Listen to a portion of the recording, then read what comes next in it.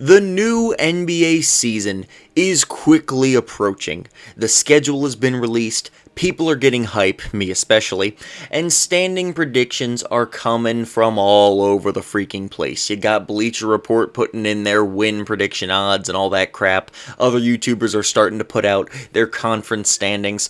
Don't worry. For any of you who were concerned, who wanted to see my standing predictions, I too am a basic NBA YouTuber, so I will be releasing my standings very soon, probably in 2 or 3 days.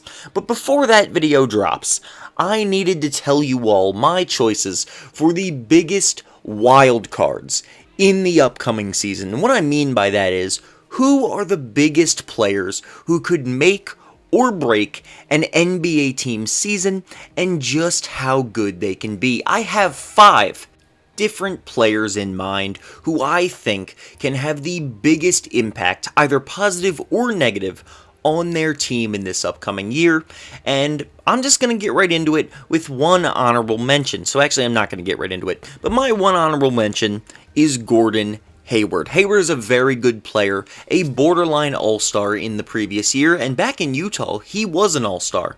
And the thing with Hayward, and spoiler alert, this is going to be a common theme on this video, he has been injured as heck in recent years. Ever since the man left Utah, I don't know what happened. I don't know if it was something in that Boston air, but this dude has had the injury bug worse than almost anyone else in the league, except possibly one player who we will be talking about later on this list.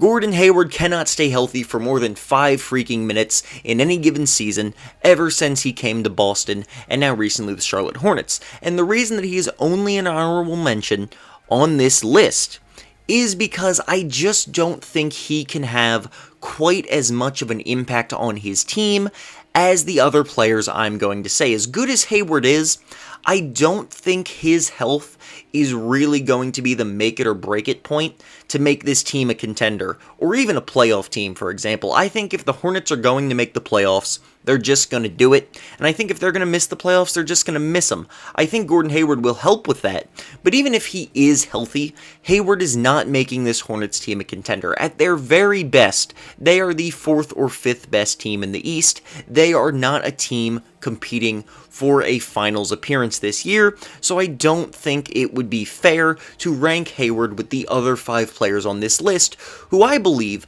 can all change their teams from being just a playoff team to being a finals and championship contender in this upcoming season. So with that out of the way, that one honorable mention I spent way too much time on, let's get into the real players on this list, starting with Victor Oladipo.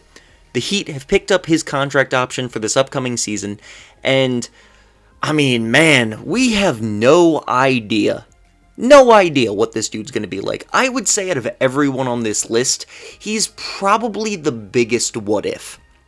Because honestly, who the heck knows? Nobody. The Heat don't know. I don't think Victor Oladipo knows. If we go back about 4 years, go back to 2018, Victor Oladipo had the best season of his career. He was a first-time All-Star, he won the Most Improved Player, he led the Indiana Pacers to the playoffs and to 7 games against LeBron James and the Cavs in the first round, and during that season, he put up an efficient 23, 5, and 5 while leading the league in steals and playing all-NBA caliber defense.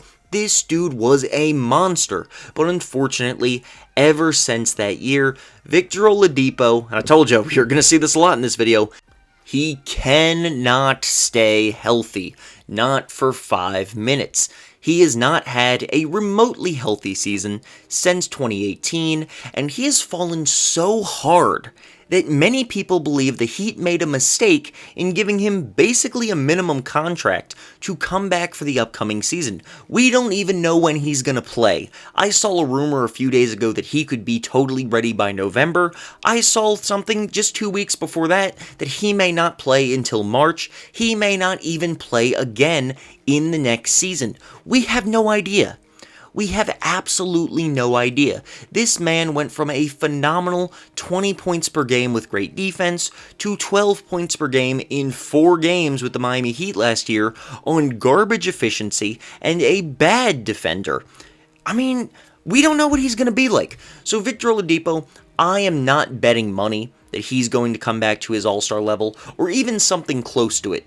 But for the Miami Heat, a team who I really think are just one piece away from being true contenders next year. Now, they've got Jimmy Butler, they've got Kyle Lowry, they've got Bam Adebayo, Tyler Hero, a whole bunch of good role players.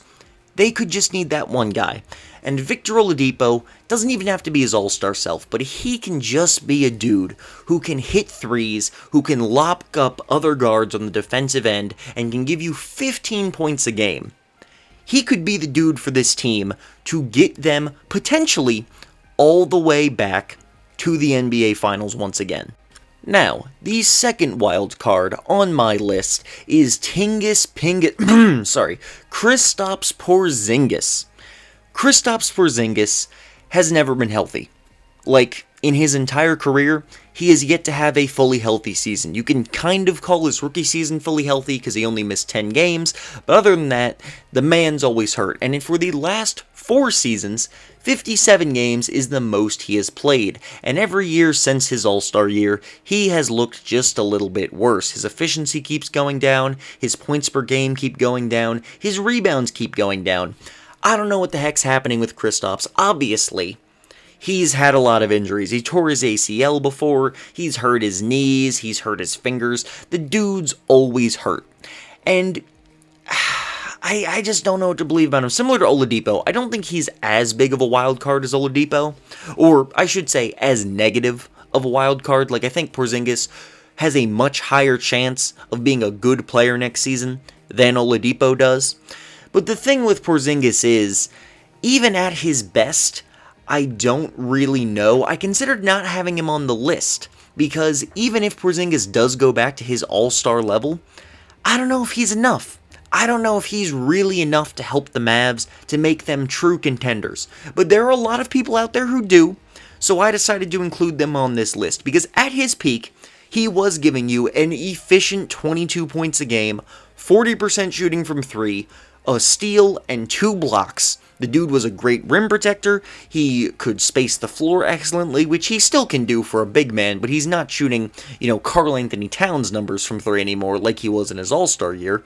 And he was good inside the paint too. The man could hit mid-ranges a lot, he could play in the paint, and since he's gotten hurt, he just hasn't done that. He's afraid to get physical, and frankly, I can't blame him for it, because the man's still hurt every other week. It seems like every time he goes in the paint, he breaks something. So, I don't know. I don't know what Kristaps Porzingis is going to be like this season. Mavs fans are hoping and praying that this dude gets it together, because if he is a legitimate second all-star option next to Luka Doncic, I mean, as good as Luka is, he might be the MVP next season, and we might be seeing a Mavs-Nets, or Mavs-Bucks, or Mavs-somebody matchup in the finals. We really could, because Luka is that good, that if you give him one legitimate all-star teammate, he just might carry his team all the way through the West. But I don't know if Porzingis is going to be healthy, and even if he is healthy, I don't know if he's going to be that good. So Porzingis is my number 2 wild card on this list. And at number 3,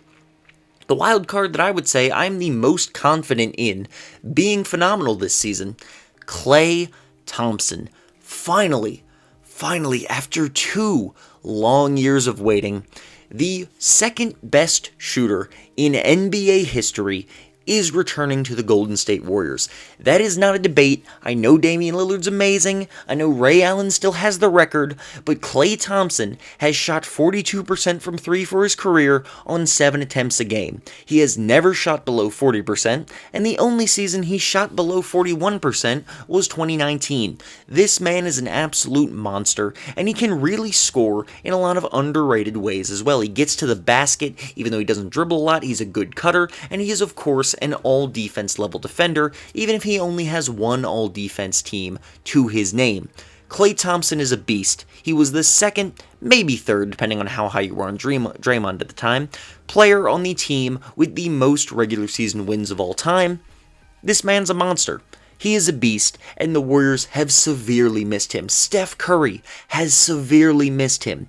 His shooting next season, his defense, his offensive help to Steph Curry could be enough to get the Warriors back to the finals. I've already made a video on this. I'm not going to talk about it for super duper long, but man, If Klay Thompson comes back, and I really think he will, maybe not 100%, but I could very easily see a player with his playstyle coming back at something along the lines of 80 to 90% of his old self, which is still a player giving you about 18 points a game on amazing efficiency and seriously above average switchable defense.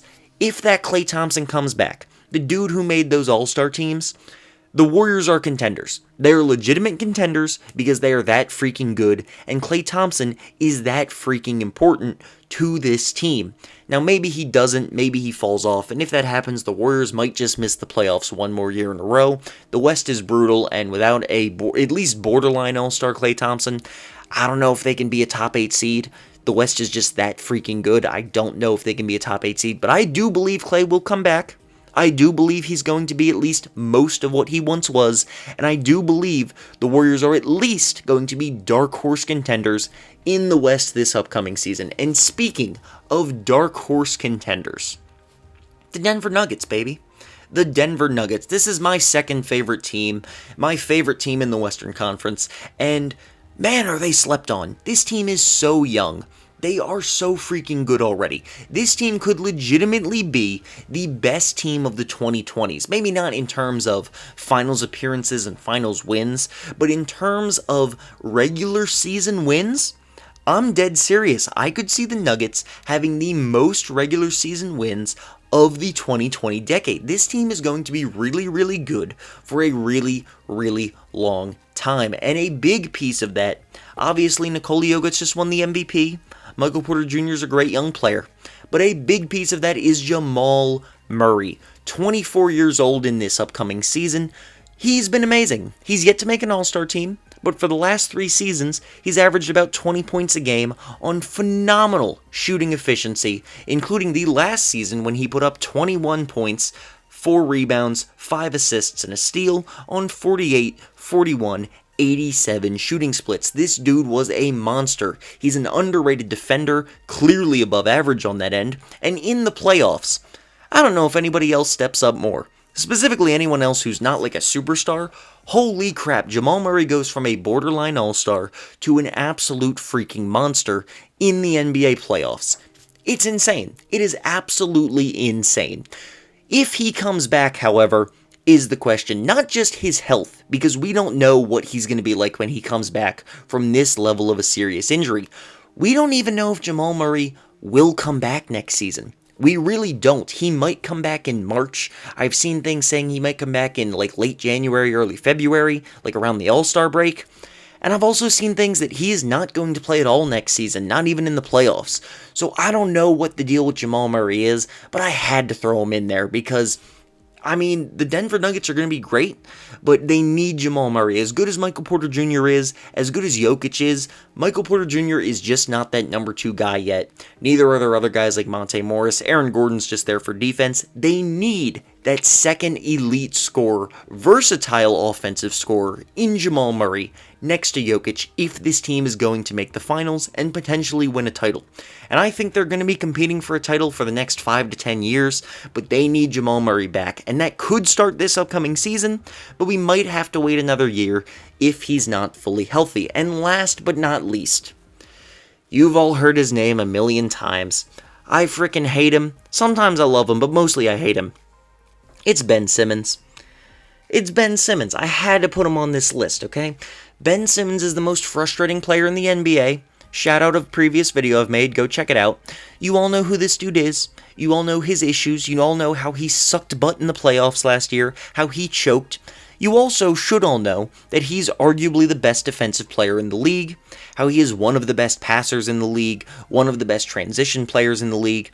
He should be a superstar player. But he's not, because he refuses to shoot, because he is mentally weak, because he is a chicken.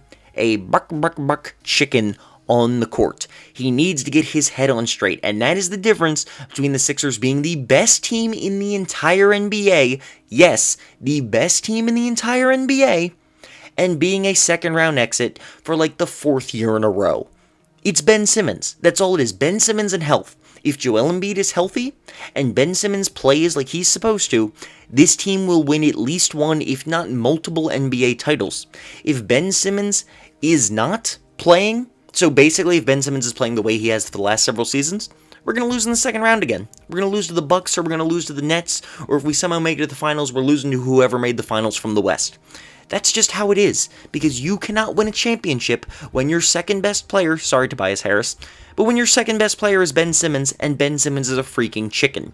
He needs to get his crap together. We didn't manage to trade for Dame, so I'm praying to God he finally does get it together. I haven't gotten my hopes up yet. You all see his shooting videos right now. We all know that's bullcrap. We just gotta wait and see. I really hope Ben Simmons gets it together. Finally, he's still a young player, he still technically has time, but I'm sick of waiting. The difference between the Sixers being the best team in the league and being like 4th in the East once again, another second round exit, is Ben Simmons. He is the biggest wild card on this list. I really think he's the biggest difference in talent on this list. This dude can go from being like the 40th best player in the league to a top 10 one. It's insane. Ben Simmons, please get it together. And that has been my video. I hope you all enjoyed it. There's probably some wildcards who I missed. I came up with the names on this list in like a 5-minute thinking session. So please let me know in the comments if there's some people I forgot to mention. Let me know you think these players are going to do. And thank you for watching this video.